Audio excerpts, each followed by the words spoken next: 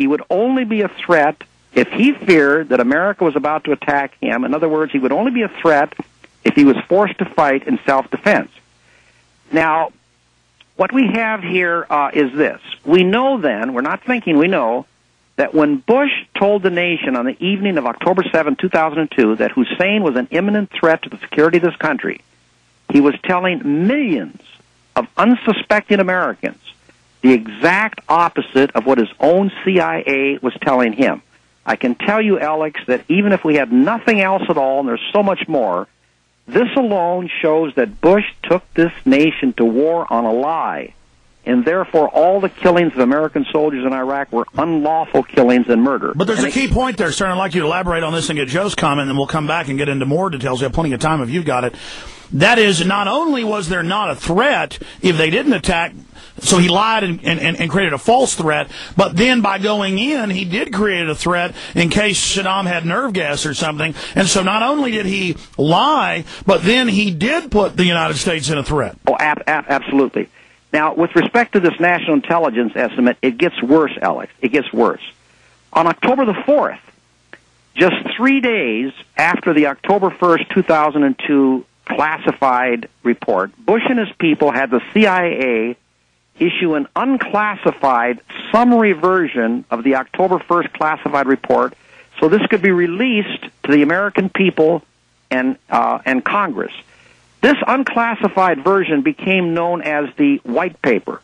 And in this White Paper that was shown to Congress and the American people, the conclusion of 16 U.S. intelligence agencies that Iraq was not an imminent threat to the security of this country was completely deleted from that White Paper that was shown to the American people.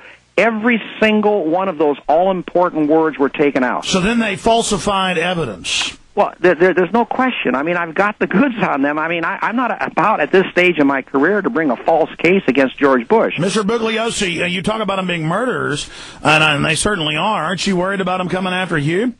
Well, that's something I'd rather not talk about. I don't want to put the thoughts in people's minds. I've had death threats throughout the years in various cases that I've prosecuted for murder, but some people are concerned because what it is the right wing in this country, and I'm a moderate, but the right wing has terrified this country, and people are afraid to take on the right wing. The right wing is not afraid of the left wing. The left wing is terrified of the right wing. Mr. Bugliosi, we're going to break, but I'm going to go ahead and skip this break. We're going to keep talking to you right now. Stay there.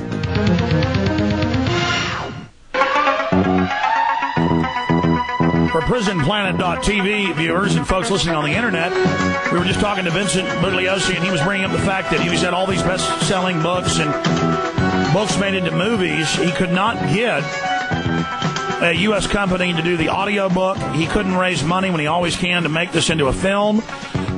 He had a lot of trouble getting a U.S. publisher. They are very scared of this, and I understand why. The prosecution of George W. Bush for murder. And, sir, you've never had trouble getting in the media before. You were telling me during the break, and you elaborate, that the mainstream media isn't touching this with a 10-foot pole? They're just terrified, absolutely terrified. I mean, I used to start out all my books on Good Morning America, the Today Show. I've been on TV hundreds of times, but when they hear this title, the prosecution of George W. Bush for murder, they say, oh, well, you know, we can't get into that. Publishers would say to me, Mr. Bugliosi, are you sure you want to publish this book? And one put it in black and white, too hot to handle. They're terrified of the right wing in this country. They're terrified of these people. They're terrified of the Rush Limbaughs of the world. I'm telling you that a shadow of fear has descended on this country, and even though the publishers were very sympathetic with what I was saying and recognized the tremendous marketability of this thing, their fear trumped money. But I'm going to get it out there. I'm going to get it out there, and the documentary people, under my direction, are going to start reaching out very soon to the prosecutors of America to find a courageous American prosecutor to go against this guy, George Bush. He's gotten away with murder. No one has done anything about it. No one now wants to even talk about it, and that's why I'm happy to be on your show. But the mainstream media is terrified. They do not want to touch this book at all. Joe Rogan had brought up earlier, when we were getting you back on the line, Mr. Bugliosi, that this has destroyed our name, this fraudulent war, these hundreds of thousands of dead, that we have to do something. We have to at least speak out against it, because if we don't, it's all being done in our name. And you talk about 100,000 dead. The Lancet study and one other now have been confirmed, over 600,000 dead. Absolutely, yeah. In fact, there's one poll that shows, one survey showed over 1 million. I'm being very, very conservative when I say over 100,000. Very, very conservative. Mr. Bugliosi? Yes. Are you aware of the man who wrote that book, Fortunate Son, J.H. Hatfield? No, what does that hold? He was murdered and put in a bathtub. Yeah. I mean, I know you don't want to add to this, and I understand that. I don't talk about the death threats I get, but it's one thing to get a threat from the Manson kooks. It's another thing to be going up against the new Adolf Hitler. Sorry, go ahead. I feel that I don't have any choice. People say how courageous and brave I am. No, I'm not a brave, courageous person. It's anger. Every time I see George Bush with a big smile on his face, and I know that young American soldiers who never even had a chance to live out their dream are being blown to pieces by roadside bombs in Iraq, and this guy here, and the evidence is overwhelming. In my book, I have a whole chapter on it. This guy here, while all this horror was taking place, had fun, and lived life to the fullest. I'm talking about running, bicycling, joking with friends. No, they admit. Let me stop you. And I mean, Joe's going to throw something in, but I totally agree. He lied and said he hadn't played golf since the war started. Then mainstream news admitted hundreds of times videoed playing golf. It's just constant lying. Yeah. They admit he takes a 2-hour nap. He exercises for 3 hours a day. None of us can do that. I mean, this guy lives the life of some type of little tart or something. Joe, you were going to say something? Well, first of all, I saw the thing about golfing. That was pretty shocking that he would lie about that. I mean, knowing how, he must know so little about this age of information. How quickly they can research something like that. Well, he's in Crawford, Texas, in 2005, August 13th. He's bicycling and telling the reporters this is a slice of heaven. I mean, it's unbelievable. This guy has enjoyed himself throughout this whole war. You don't have to take my word for it. Bush himself has told people how much he's enjoyed life throughout the entire the entire period of this war. Let me give you a couple quotes from this guy. Hold on. What about his mother? She was asking about all the dead. Mother. Yeah, that sweet, sensitive mother. Well, she said, why should I care about body bags and dead troops? Why should I think about that with my beautiful mind? Of course, yeah. That's all in my book. I'm going to give you some quotes from this guy, and when I give you these quotes, I want you to try to imagine in your wildest imagination Roosevelt and Truman and LBJ and Nixon during their respective wars saying things like this. This is George Bush. Right in the middle of this hellish conflict that he created in Iraq with young kids coming home in an aluminum box, and the parents are told, don't open it up because the contents are unviewable. Here's George Bush. Laura and I are having the time of our life. I'm in a great mood. It's going to be a perfect day. I'm feeling pretty good about life. This guy has enjoyed himself throughout the whole period of this war. He's unbelievable.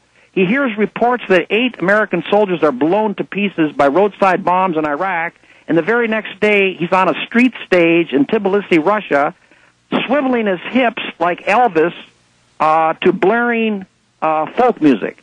He has not suffered one day, and I want to put a thought in his mind that he's going to take with him to his grave, that someone may tap him on the shoulder after he leaves office and say, Mr. President, there's some prosecutor up in Fargo, North Dakota. We're due up there Wednesday morning, 9 o'clock. He's charging you with murder. There's no statute of limitations for murder, and there's hundreds of prosecutors out there that could bring this action against him. And I want to bring this guy to justice. Well, remember Clinton, that grand jury made him testify. Sure, go ahead, Joe. Sir, for the legally ignorant like myself, so any prosecutor from any state can bring up these charges against the former president. I've established that, yes, as long as a soldier from their state or county died fighting George Bush's war. It gets into the issue of overt acts, and that shows cause. That shows cause and shows you've been hurt. Showing the corpse, right? It's showing how you were individually hurt. Well, here's what it is, and we're getting into detail here. He can be prosecuted for two crimes, murder and conspiracy to commit murder. The heart of conspiracy to commit murder is an agreement, and obviously there was an agreement back here to take this nation to war. That's back in Washington, D.C. However, the agreement is not enough to make a conspiracy. There's got to be an overt act committed to further the object of the conspiracy. And then they put out fake data. Pardon? Then they put out fake data, that's that. Okay. The two overt acts here that were committed in all 50 states is the lies that George Bush told in Washington, D.C., Cincinnati, that by way of radio and television went into the homes and cars of every state of this union. That's an overt act. The other overt act is recruiting soldiers from the 50 states to fight his bogus war. Once an overt act has been committed in a state, that state has jurisdiction to prosecute for the conspiracy to commit murder, even if the agreement is in some other state. The law is very clear on this. I've done my homework. I go to court, and I'm prepared. So they have jurisdiction. Now, once they have jurisdiction for the conspiracy to commit murder, then all murders that were committed pursuant to that conspiracy, the state also has jurisdiction to prosecute for those murders.